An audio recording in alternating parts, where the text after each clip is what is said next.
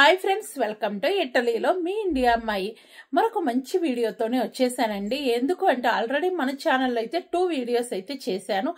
ఇక్కడ వచ్చిన తర్వాత ఎలా ఉంటుంది, ఏంటి, అసలు ఎలా వచ్చాను అనేది ఆల్రెడీ మీకు చెప్పాను కదా. నేను ఫ్యామిలీ కాగితాల మీదగానే ఇక్కడికి వచ్చానండి.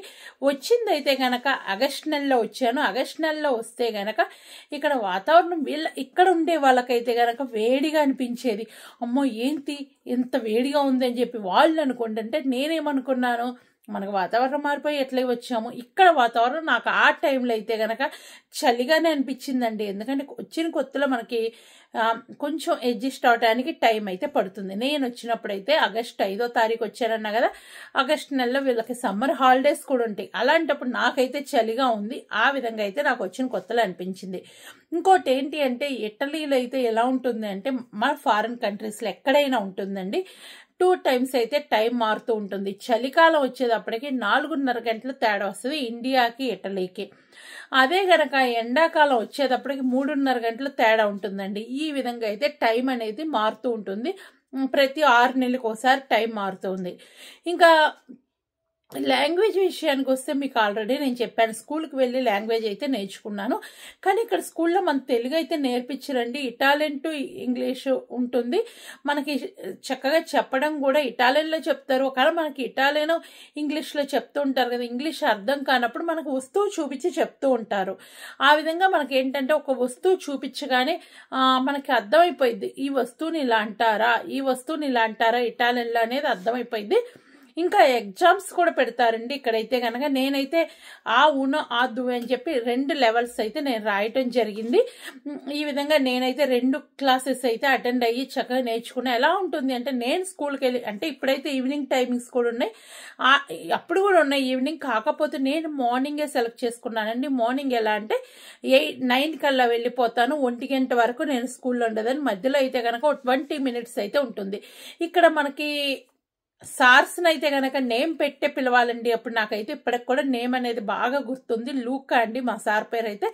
మేమైతే లూకా అది ఇది అని చెప్పి పిలుస్తూ ఉంటారు. ఇక్కడ ఎలా ఉంటుందంటే అమ్మని, నాన్నని, అన్నయ్యని మటుకు మదరు, ఫాదరే ఇట్లా పిలుస్తూ ఉంటారండి. బ్రదర్ అంటే మదర్ని అమ్మ, నాన్న ఇట్లా పిలుస్తూ ఉంటారు. అన్నయ్యని వేరే వాళ్ళు ఎవరినైనా సరే యాక్చువల్గా పేరు పెట్టే పిలుస్తారండి. ఇప్పుడు జాబ్లో కూడా మా ఓనర్స్ ఉంటారు, వాళ్ళని మేము ఎలా పిలుస్తాం అంటే పేరు పెట్టే పిలుస్తామండి. దాదాపు మీరు పెద్దవాళ్ళు ఇలా ఉండకూడదు అనేది ఉంటుంది. పేరు పెట్టి పిలిస్తే ఏంటంటే అందరం సమానంగా ఉంటాం, అందరం కలిసి జాబ్ చేస్తుంటారు. ఏంటి వాళ్ళు చెయ్యకూడదు అని అయితే లేదండి. ఇక్కడ ఓనర్స్, వర్కర్స్ మొత్తం కలిపి జాబ్ చేస్తేనే బాగుంటుంది. మేము పెద్దవాళ్ళం మేము చేయము, మీరే చేస్తే బాగుంటుంది, మీరు చేస్తుంటే మేము చూస్తామని అయితే ఇక్కడ లేదు. ఇంకోటి అందరు కలిసి చక్కగా ఫుడ్ తినేటప్పుడు కూడా కబుర్లు చెప్పుకుంటూ తింటామండి. ఏ ఫుడ్ అయినా సరే కబుర్లు చెప్పుకుంటూ తింటాము. కాబట్టి ఇక్కడ ఏంటంటే ఈ భేదం అయితే నేను ఎక్కడ చూడలేదు. ఇన్ని ఇయర్స్ నుంచి కూడా నేను ఎక్కడ పెద్ద చిన్న తేడా కానీ ఇదేమీ ఉండదండి. వయసులో కూడా చక్కగా మనం పేరు పెట్టి పిలుస్తాం కాబట్టి వయసులో కూడా అలా ఏమి అనిపించదు. ఈ విధంగా అయితే ఇక్కడ ఉంటుందండి. చాలా వరకు నేను ఇంతవరకు కలిసిన వాళ్ళందరినీ కూడా నాకన్నా పెద్దవాళ్ళే నాకు ఫ్రెండ్స్గా ఉన్నారు. అందరినీ నేను పేరు పెట్టి పిలుస్తానండి. ఇప్పుడు ఎవరిని పెట్టినా మౌనిక అనో లేదంటే నికోల ఈ విధంగానే పేర్లతోనే పిలుస్తాం. కానీ ఎక్కడ ఇలాంటి భేదాలు అయితే ఉండవు. ఎందుకంటే ఇప్పుడు లేదు పెద్దవాళ్ళని మీరు గారు అని పిలవాలనేది కూడా లేదండి. మన దగ్గర అంటే ఎవరన్నా ఉంటే అది కాదండి ఇది కాదండి అని చెప్పి అంటాం కదా. ఇక్కడ అలా కాదు. ఇంకోటి ఏంటంటే నైట్ ఏమంటారు అని చెప్పి ఒకరు క్వశ్చన్ అడిగారు. బోనో నోత్తే అని అయితే అంటామండి. బోనో నోత్తే అంటాము. మళ్ళీ కలవటాన్ని అయితే చివిదియాము, ఆర్విదేచి అనేది 2 వర్డ్స్ అయితే యూజ్ చేస్తూ ఉంటారు. ఈ విధంగా అయితే వర్డ్స్ ఉంటూ ఉంటాయి. కొన్ని అయితే మీకు ఏదన్నా డౌట్ ఉంటే కనుక నాకు కామెంట్ సెక్షన్లో రాస్తే నేను దాన్ని ఇటాలియన్లో ఏమంటారు అనేది కంపల్సరీ చెప్తానండి. ఇంకా నేను చెప్పాను కదా బోనో నోత్తే, చివిదియాము, ఆర్విదేచి అని చెప్పి మాట్లాడుతుంటారు. మనం జర్నీ చేయాలంటే హ్యాపీ జర్నీ అంటాం కదా, బోనో వియాజో అని అయితే అంటారండి. అప్పుడైతే కనుక హ్యాపీగా జర్నీ చేయమని. ఇంకోటి ఏంటంటే మనం నడుస్తూ ఉంటాం, వాకింగ్కి వెళ్తాం కదా, దాన్ని బోన పసజాత అని చెప్పి అంటాము. ఈ విధంగా అయితే వాడుతూ ఉంటాము కొన్ని భాషస్ అయితే. ఇంకా మీకు ఏదన్నా కావాలి, దేని గురించి అయినా చెప్పాలి అంటే కామెంట్ సెక్షన్లో చెప్తే అలా చెప్తాను.